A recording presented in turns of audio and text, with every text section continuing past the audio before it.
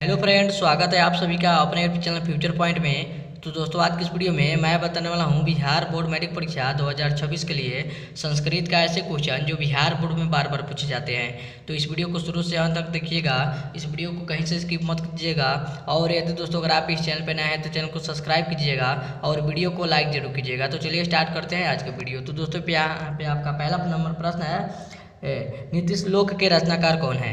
आपका क्वेश्चन है नीति श्लोक के रचनाकार कौन है। तो याद रखिएगा महात्मा विदुर है। कौन है? तो महात्मा विदुर है। यहाँ पे आपका ई ऑप्शन राइट आंसर होगा।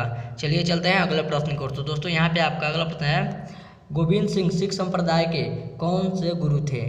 आपका क्वेश्चन है, गोविंद सिंह सिख संप्रदाय के कौन से गुरु थे। बताइए कमेंट करके कौन से गुरु थे। तो याद रखिएगा सिख संप्रदाय के कौन से गुरु थे। तो 10वें गुरु थे। कौन थे? तो 10वें गुरु थे। यहाँ पे आपका डी ऑप्शन राइट आंसर होगा। चलिए चलते हैं अगले प्रश्न को। तो दोस्तों यहाँ पे आपका अगला प्रश्न है, प्राचीन काल में शीशे को क्या कहा जाता था। आपके क्वेश्चन है, प्राचीन काल में शीशे को क्या कहा जाता था। तो याद रखिएगा ब्रह्मचारी कहा जाता था। क्या कहा जाता था? तो ब्रह्मचारी कहा जाता था। यहाँ पे आपका बी ऑप्शन राइट आंसर होगा। चलिए अगला प्रश्न को चलते हैं। तो दोस्तों यहाँ पे आपका अगला प्रश्न है, करमवीर गाथा समाज के किस वर्ग की कथा है। आपके क्वेश्चन है, करमवीर गाथा समाज के किस वर्ग की कथा है। बताइए कमेंट करके किस वर्ग की कथा है। तो याद रखिएगा दलित कथा है। क्या है? तो दलित कथा है। यहाँ पे आपका बी ऑप्शन राइट आंसर होगा। चलिए अगला प्रश्न की ओर चलते हैं। तो दोस्तों यहाँ पे आपका अगला प्रश्न है, व्याकरण के रचनाकार कौन है।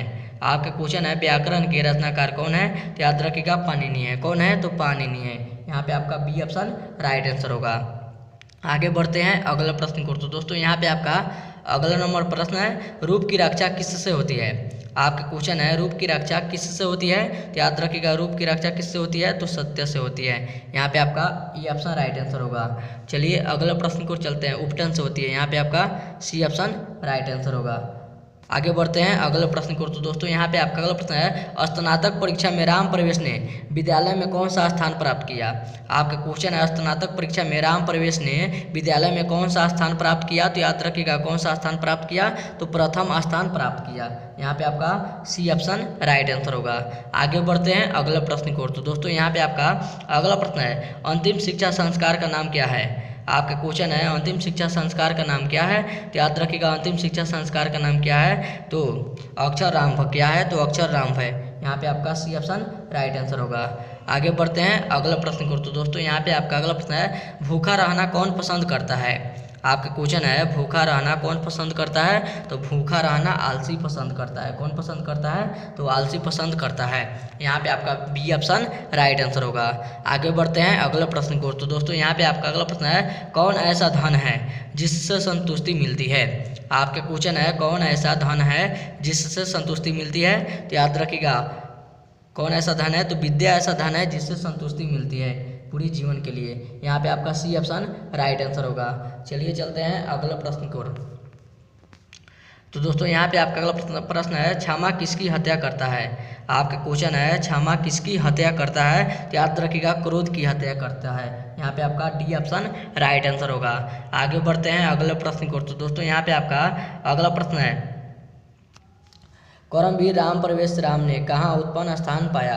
आपका क्वेश्चन है, करमवीर राम प्रवेश राम ने कहाँ उत्पन्न स्थान पाया। बताइए कमेंट करके कहाँ पाया। तो याद रखिएगा स्कूल में पाया। कहाँ पे पाया? तो स्कूल में पाया। और कौन सा स्थान पाया? तो प्रथम स्थान पाया। यहाँ पे आपका डी ऑप्शन राइट आंसर होगा। आगे बढ़ते हैं अगले प्रश्न को। तो दोस्तों यहाँ पे आपका अगला प्रश्न है, प्राचीन काल में शिष्य विदारण कहाँ करते थे। आपका क्वेश्चन है, प्राचीन काल में शिष्य विदारण कहाँ करते थे। बताइए कमेंट करके कहाँ पे करते थे। तो याद रखिएगा गुरु के घर पे करते थे। कहाँ पे करते थे? तो गुरु के घर में करते थे। यहाँ पे आपका डी ऑप्शन राइट आंसर होगा। चलिए अगला प्रश्न की ओर चलते हैं। तो दोस्तों यहाँ पे आपका अगला प्रश्न है, भीकन टोला देखने कौन आए। आपका क्वेश्चन है, भीकन टोला देखने कौन आए। तो याद रखिएगा कौन है। तो शिक्षक है। यहाँ पे आपका ए ऑप्शन राइट आंसर होगा। चलिए अगले प्रश्न की ओर चलते हैं। तो दोस्तों यहाँ पे आपका अगला प्रश्न है, स्वर्ग से भी सुंदर कौन सा स्थान है। आपके क्वेश्चन है, स्वर्ग से भी सुंदर कौन सा स्थान है। तो याद रखिएगा पाटलिपुत्र है। कौन सा स्थान है? तो पाटलिपुत्र है। यहाँ पे आपका ई ऑप्शन राइट आंसर होगा। आगे बढ़ते हैं अगले प्रश्न को। तो दोस्तों यहाँ पे आपका अगला प्रश्न है, घर की लक्ष्मी कौन होती है। आपके क्वेश्चन है घर की लक्ष्मी कौन होती है, तो याद रखिएगा स्त्री होती है। कौन होती है, तो स्त्री होती है।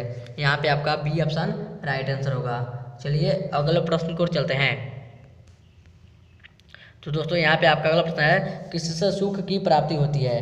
आपका क्वेश्चन है किससे सुख की प्राप्ति होती है, तो याद रखिएगा किससे सुख की प्राप्ति होती है, तो अहिंसा से सुख की प्राप्ति होती है। यहाँ पे आपका बी ऑप्शन राइट आंसर होगा।